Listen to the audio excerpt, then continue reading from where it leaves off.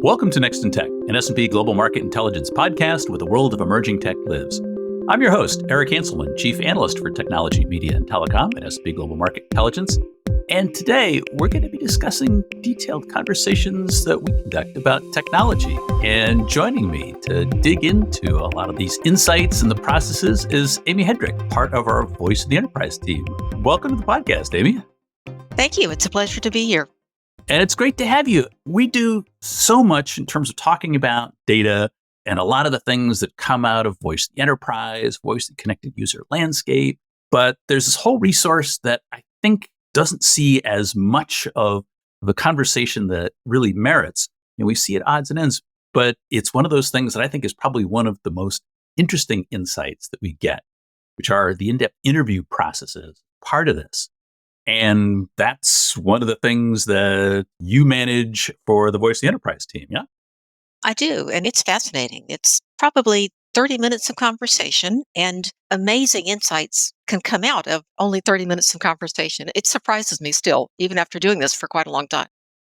But I think such a fascinating part of some of those insights. But before we go too much further, for those of our listeners who aren't familiar with Voice of the Enterprise, I wanted to dig into a little bit of the background of really what it is and where it came from. I know when I joined 451 Research way back when, it was shortly after the acquisition of the InfoPro, which was really sort of focused on insights for investors and sort of technologies and general sort of corporate standings, things like that. But it's really evolved into so much more than that today. It has. It's the 451 Alliance officially, and it's very different than perhaps some other panels and discussion groups because, first of all, these are not mercenaries. These people are not being paid with gift cards or money or something. They're part of a giant think tank full of IT professionals, all focused on technology.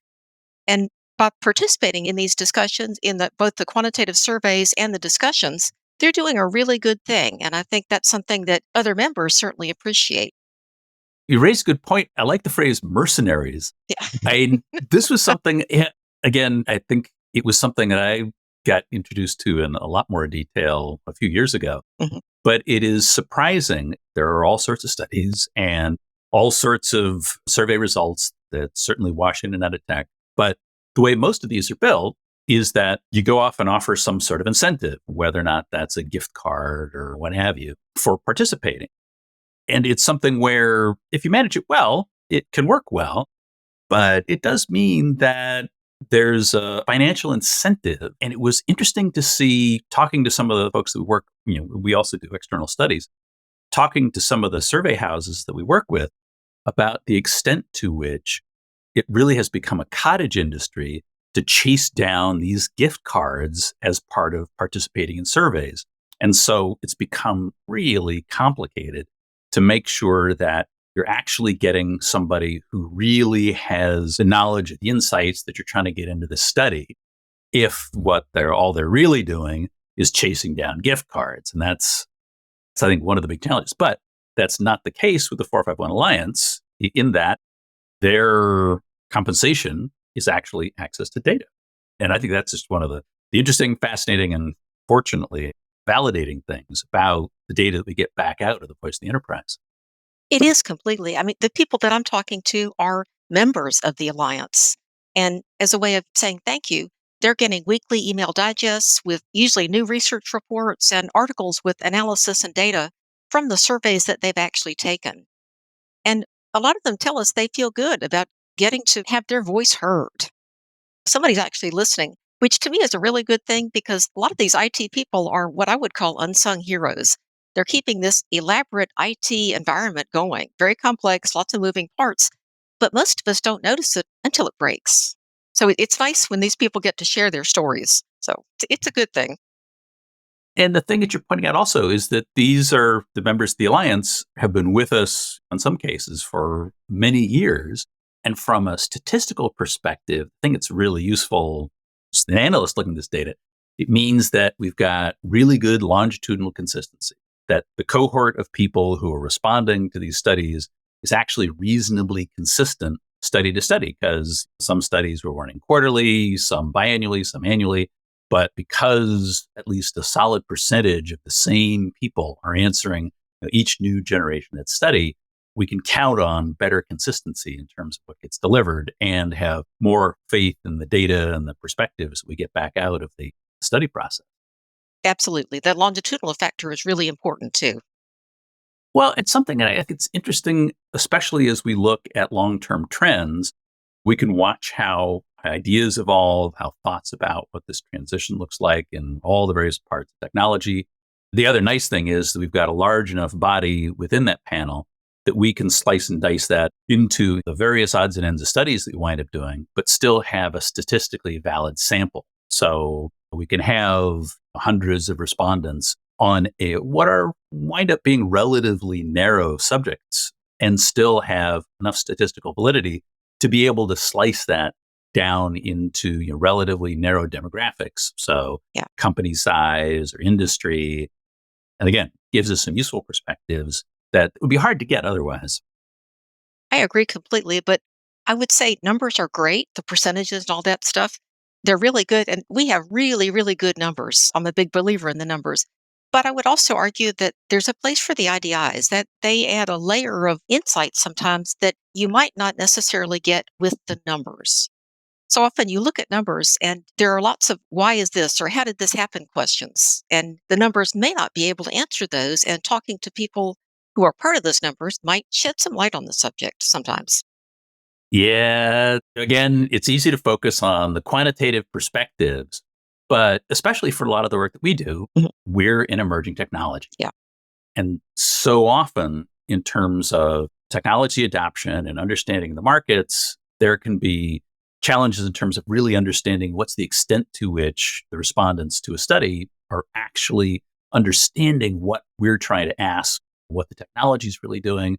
The IDIs actually get what they're thinking about, their concerns, what they're really, in many cases, what they're wrestling with, what their challenges are, and really a more detailed, more nuanced perspective. Oh, completely. We're able to actually have a conversation with people.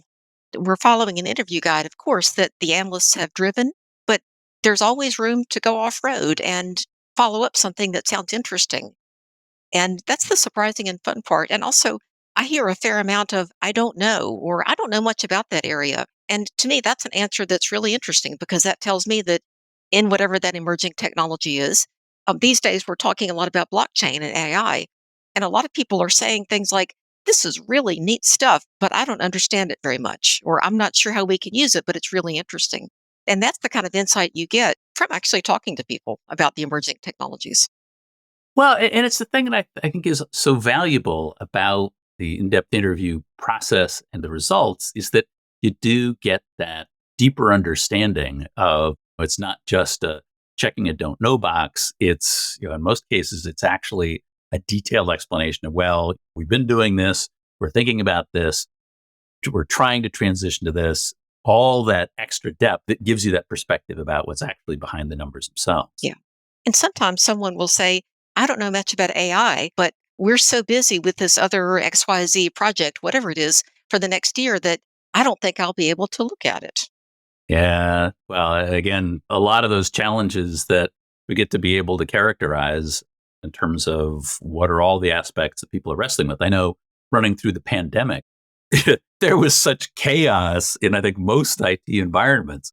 Just understanding what people were wrestling with, what they were trying to deal with, all of the back and forth that was happening as people were trying to manage remote work. And we look at all the ups and downs that were taking place throughout that process. That was one of the places where I think the IDI has offered even more value. Yeah, I heard some great stories, unsung heroes. And I think it also let people vent a little bit. That was a tough time for IT. You couldn't get equipment.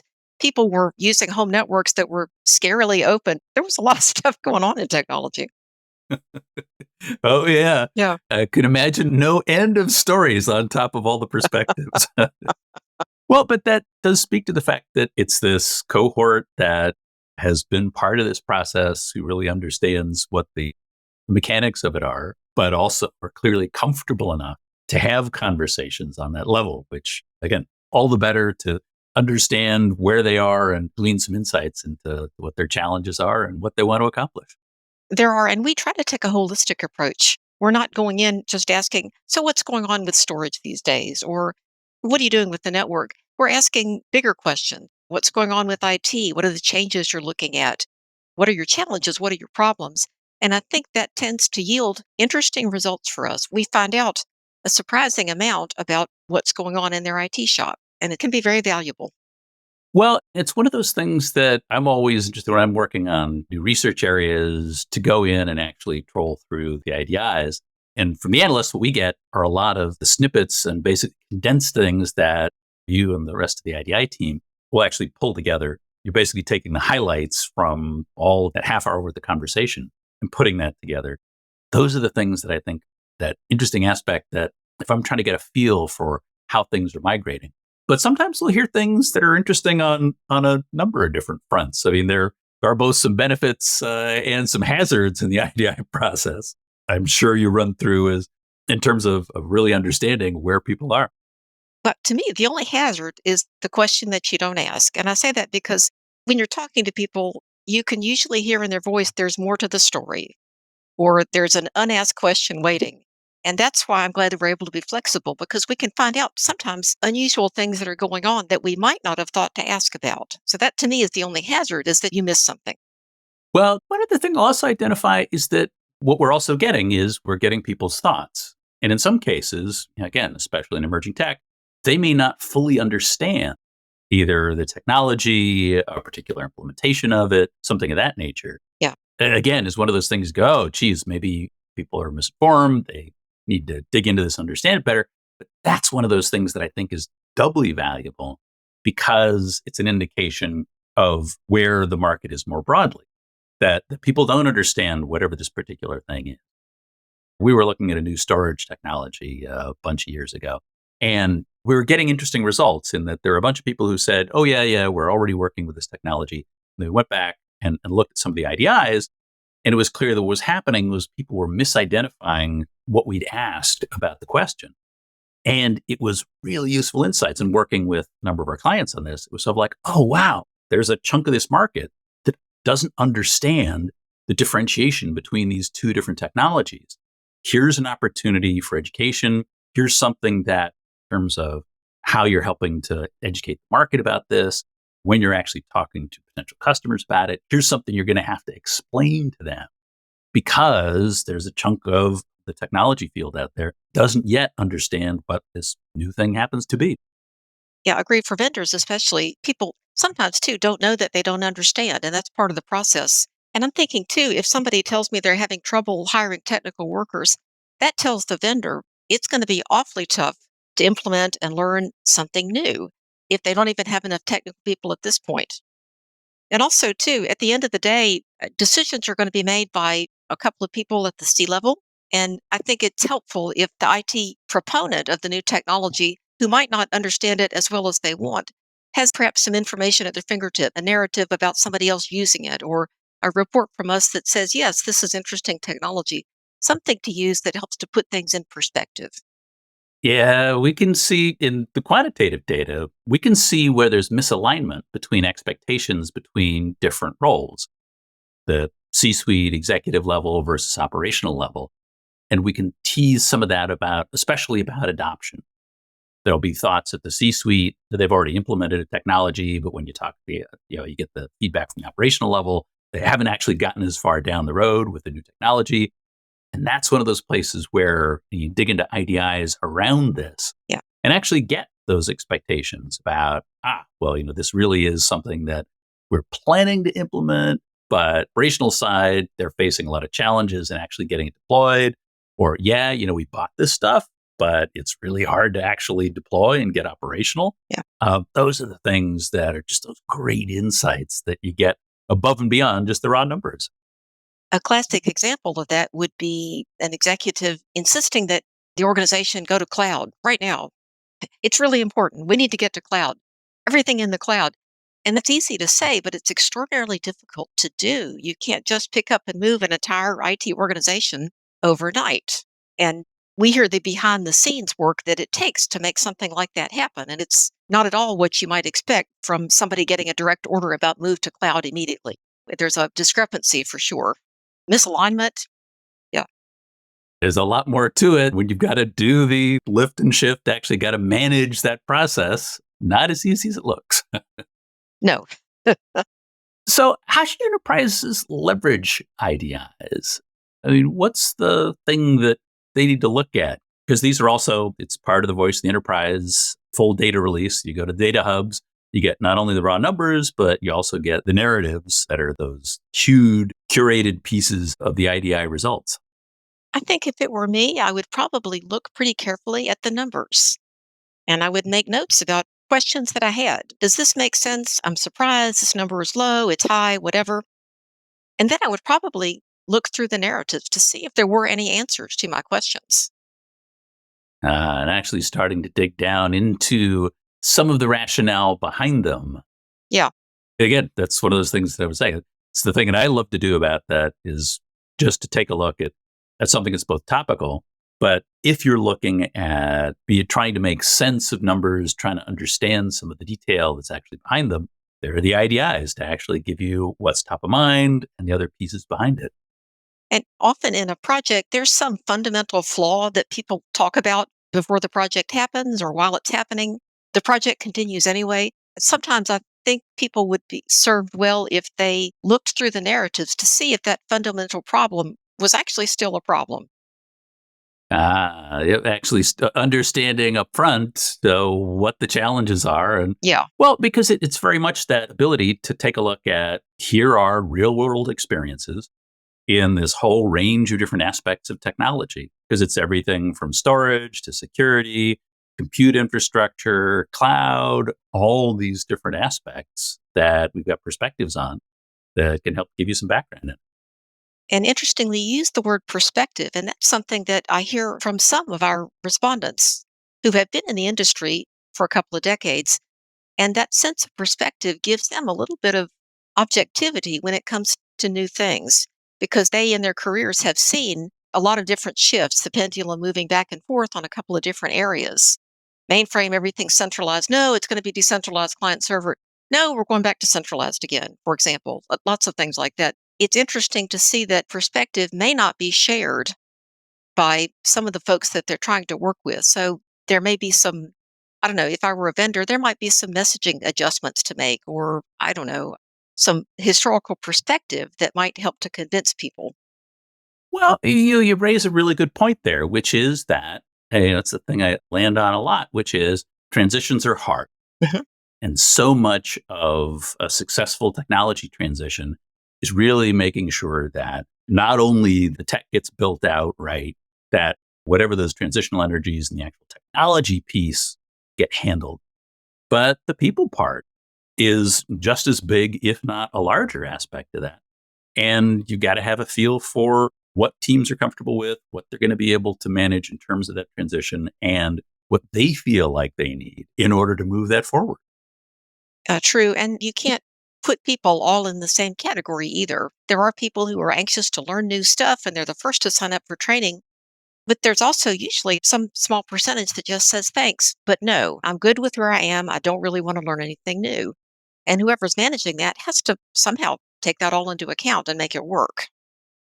And those are places where some of those perspectives, we can capture them, hopefully offer some insights around that. Yeah. What is it they say? Better the devil you know. At least better to know what you're dealing with than to be surprised by Yeah. Well, but and I think it's one of those things that we all know that this is a complicated task, that Yeah. you are going to get some people who jump in, you are going to get some people who hold back.